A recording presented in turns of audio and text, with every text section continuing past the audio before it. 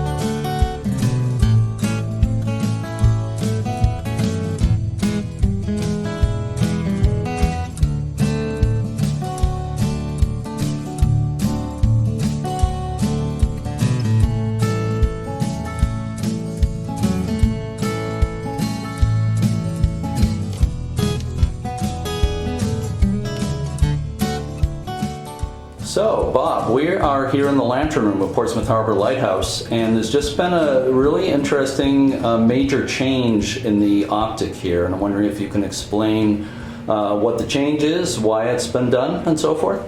Oh, absolutely, Jeremy. Very exciting. Talk about lighthouses still making history. What we're looking at here is a new LED, light-emitting diode beacon, that is manufactured by the company called Sealight.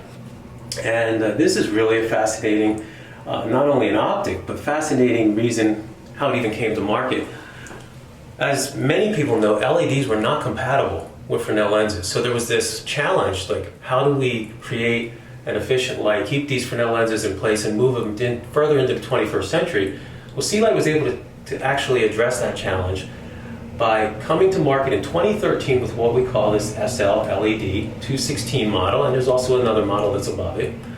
And since 2013, when they first introduced it through 2020, they have had 70 installations throughout lighthouses globally. And since that period of time from 20 to 22, I'm sure that figure's up over 100 now.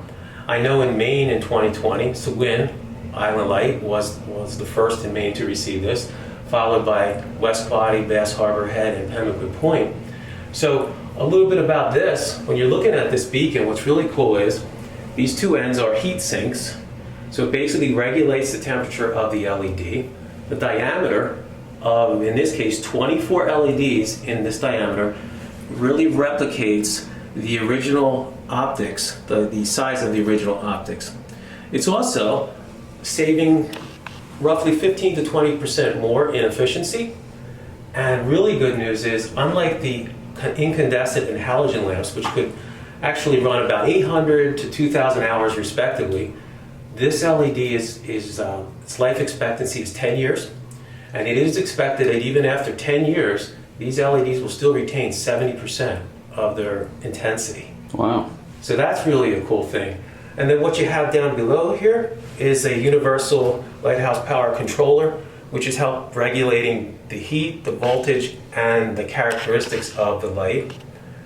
And so yeah, I mean, when you're looking at this, what's really cool is that when it's not only from an aids and navigation perspective, this is an answer to the 1,000 watt lamps that are really fast becoming hard to get. It also is a great opportunity to teach people how cutting-edge technology can blend with this historic Fresnel lens that we all love to see and remain in place. And thanks to the Coast Guards really care about maintaining these lenses in place. This type of optic, which was actually first field tested in U.S. lighthouses, Eaton's Neck in Long Island and Yaquina Head in Oregon in 2018. And after a 2-year period of field testing, they were very satisfied with the results, and hence now lighthouses are starting to see this. A really cool thing here is Sealight has offices in Australia and the UK.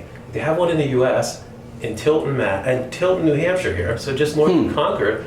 So here we have a New Hampshire lighthouse, in their home base here in the United States. So, no, how about this? I mean, just what a cool, fascinating tool, science, but education, and just really all around just showing that, again, lighthouses are not done making history. And yeah, and hats off to the Coast Guard for really not only investing in these optics, but taking the time to be able to actually install them and care for the integrity of the lens and what have you. So, no, great story, and happy to see this type of thing. It's a nice blend of old and new technology, really. It sure is, and I think it also continues that history where the Lighthouse Service was always looking for the next thing. You know, I mean, you went from those whale oil to kerosene, then eventually the incandescent oil vapors in the early 1900s, which those contraptions would have really taken up a lot of this area. And then later, of course, the electric lamp. And we can actually show you what this optic took the place of. So, Bob, what are we looking at here? Well, what we are looking at is what the Coast Guard calls a CG2P, which is basically just a two-place lamp changer with 1,000-watt lamps. This was what was inside this Fresnel lens prior to the Sealight LED beacon. And this one is actually shown retrofitted because these lamp changers are rather old. They date back many decades, and they were very popular for uses in the DCP 224 and DCP 36 aero beacons that were in lighthouses, and also Fresnel lenses.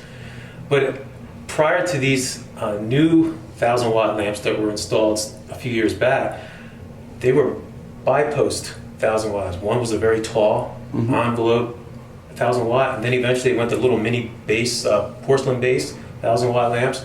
But what really got the Coast Guard moving into thinking about we need to come up with another solution is that General Electric was really the maker of those 1,000-watt lamps, and they just stopped making them. As the world is moving more and more to LEDs, these types of incandescent lamps really don't have a place.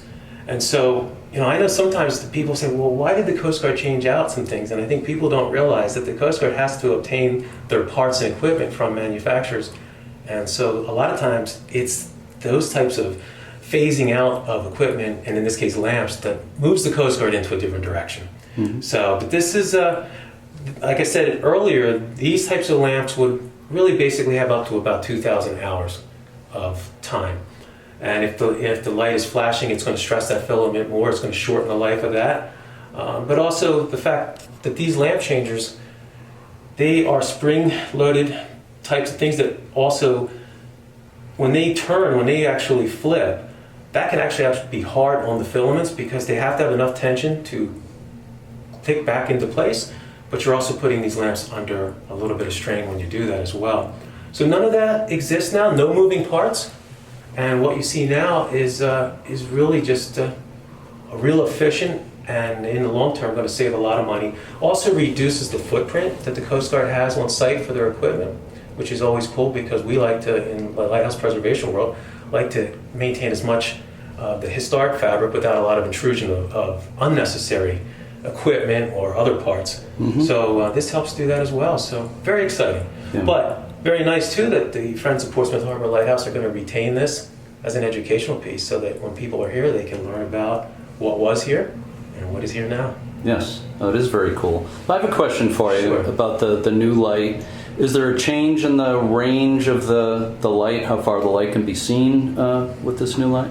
Typically there is a slight reduction, and I think more that's done on purpose. It's a conservative estimate. It usually drops a couple nautical miles off. So for instance, if a light was 18 nautical miles, it might drop it down to 16 or 14. But still plenty enough distance for it to be seen there. But the neat thing too is that, you know, you're really looking at about 100 watts versus the 1,000 watt. But because of the LED technology, it replicates this, which is really another really cool story about that as well. So. And this comes on with a sensor? It does, yeah, it does. It's a daylight control or a photocell. People might be familiar with that. So yeah, no, and as soon as that light from the sun settles and dusk sets in, as any DLC or daylight control, it will activate the light and then turn it back off at sunrise.